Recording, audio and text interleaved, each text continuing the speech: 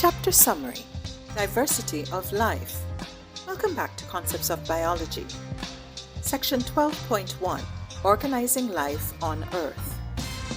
Scientists continually obtain new information that helps to understand the evolutionary history of life on Earth. Each group of organisms went through its own evolutionary journey, called its phylogeny. Each organism shares relatedness with others, and based on morphologic and genetic evidence, scientists attempt to map the evolutionary pathways of all life on Earth. Historically, organisms were organized into a taxonomic classification system.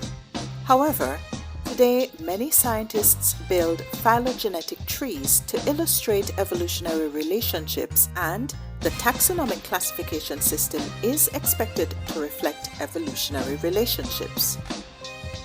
Section 12.2: Determining evolutionary relationships. To build phylogenetic trees, scientists must collect character information that allows them to make evolutionary connections between organisms. Using morphologic and molecular data, scientists work to identify homologous characteristics and genes. Similarities between organisms can stem either from shared evolutionary history, homologies, or from separate evolutionary paths, analogies.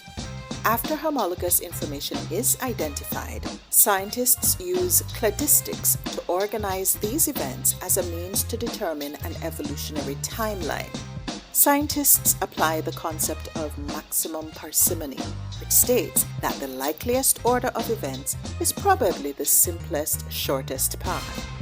For evolutionary events, this would be the path with the least number of major divergences that correlate with the evidence.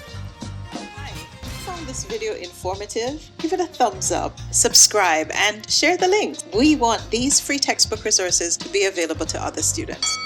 Alright, let's get back to reading.